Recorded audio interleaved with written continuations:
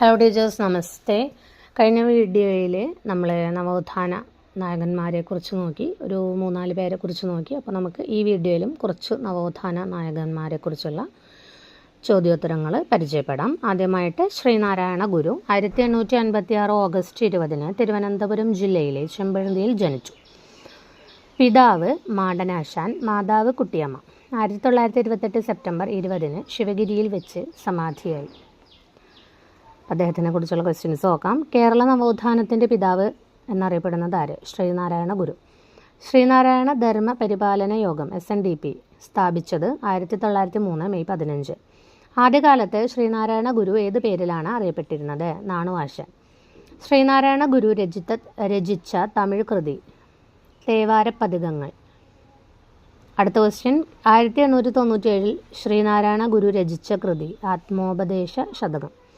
അടുത്തത്,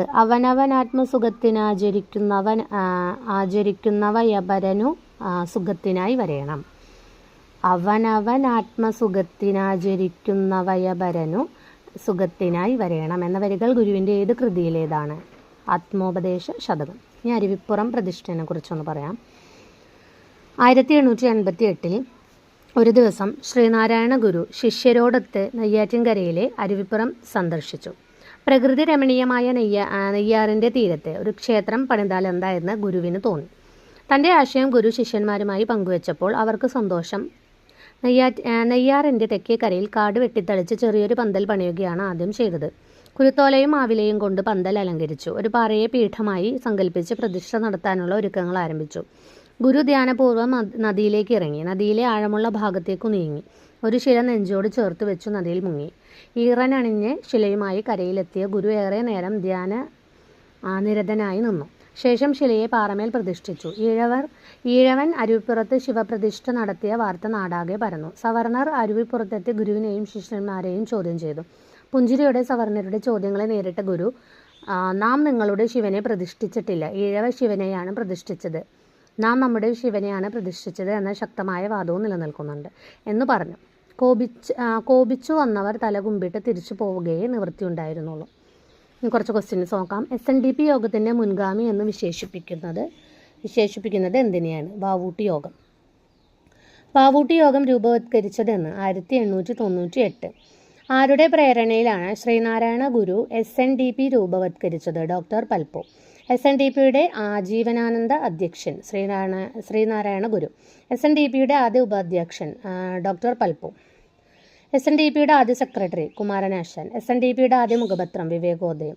SNDPയുടെ ആസ്ഥാനം കൊല്ലം. SNDPയുടെ ഇപ്പോഴത്തെ മുഖപത്രം യോഗനാഥം. വിവേകോദയത്തിൻ്റെ ആദ്യ പത്രാധിപർ കുമാരനാശാൻ. ചരിത്ര പ്രസിദ്ധമായ അരുവിപ്പുറം പ്രതിഷ്ഠ എന്നായിരുന്നു 1888. ശ്രീനാരായണ ഗുരു ഗാന്ധിജിയെയും ടാഗോറിനെയും കണ്ടുമുട്ടിയത് ഏത് വർഷങ്ങളിൽ? 1925 ഗാന്ധിജിയെ, 1922 ടാഗോറിനെ. അരുവിപ്പുറം ക്ഷേത്രത്തിൽ ആലേഖനം ചെയ്തിരിക്കുന്ന വരികൾ ഏത്? ജാതിഭേദം മതദ്വേഷമില്ലാതെ സർവരും സോദരത്വേന വാഴുന്ന മാതൃകാ സ്ഥാനമാണിത്. ശ്രീനാരായണ ഗുരു കണ്ണാടി പ്രതിഷ്ഠ നടത്തിയ ക്ഷേത്രങ്ങൾ കള്ളവൻകോടം, ഉല്ലല. അടുത്ത ക്വസ്റ്റ്യൻ, ജാതിഭേദം മതദ്വേഷം എന്ന് തുടങ്ങുന്ന വരികൾ ഏതു കൃതിയിൽ നിന്നുള്ളതാണ്? ജാതി നിർണയം.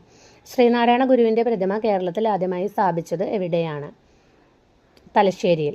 പുലയ സമ്പ്രദായ വിദ്യാർത്ഥികളെ ഉൾപ്പെടുത്തി ശ്രീനാരായണ ഗുരു മിശ്രഭോജനം സംഘടിപ്പിച്ചത് എന്ന്? 1915. ശ്രീനാരായണ ഗുരു സന്ദർശിച്ച ഏക വിദേശ രാജ്യം ശ്രീലങ്ക. ഒരു ജാതി ഒരു മതം ഒരു ദൈവം മനുഷ്യന് എന്ന ധർമ്മോപദേശം ഏതു സമ്മേളനത്തിലായിരുന്നു ശ്രീനാരായണ ഗുരു നൽകിയത്? 1974 ആലുവയിൽ നടന്ന സർവമത സമ്മേളനത്തിൽ. ശ്രീനാരായണ ഗുരു ആലുവയിൽ അദ്വൈതാശ്രമം സ്ഥാപിച്ച വർഷം 1913.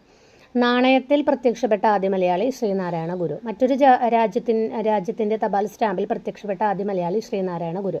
ഏതു രാജ്യത്തിൻ്റെ സ്റ്റാമ്പിലാണ് ശ്രീനാരായണ ഗുരുവിൻ്റെ ചിത്രം വന്നത്? ശ്രീലങ്ക. ഗുരുവിൻ്റെ ദുഃഖം എന്ന കൃതിയുടെ കർത്താവ് സുകുമാർ അഴീക്കോട്. ഗുരുവിനെ രണ്ടാം ബുദ്ധൻ എന്ന് വിശേഷിപ്പിച്ചത് G. ശങ്കരക്കുറുപ്പ്. ഗുരുവിനെ പെരിയസ്വാമി എന്ന് വിളിച്ചത് ഡോക്ടർ പൽപ്പു. R. സുകുമാരൻ സംവിധാനം ചെയ്ത ഗുരുവിൻ്റെ ജീവിതകഥ പറയുന്ന സിനിമ യുഗപുരുഷൻ. സംഘടിച്ചു ശക്തരാകുവിൻ, വിദ്യ കൊണ്ട് പ്രബുദ്ധരാകുവിൻ, മതമേതായാലും മനുഷ്യൻ നന്നാൽ മതി എന്നീ സന്ദേശങ്ങൾ ആരുടേതാണ്? ശ്രീനാരായണ ഗുരു. അപ്പോൾ നമ്മൾ ഈ ഒരു വീഡിയോയിൽ ശ്രീനാരായണ ഗുരുവിനെ കുറിച്ചാണ് നോക്കിയത്. അടുത്ത വീഡിയോയിൽ മറ്റു നവോത്ഥാന നായകന്മാരെക്കുറിച്ച് നോക്കാം. താങ്ക്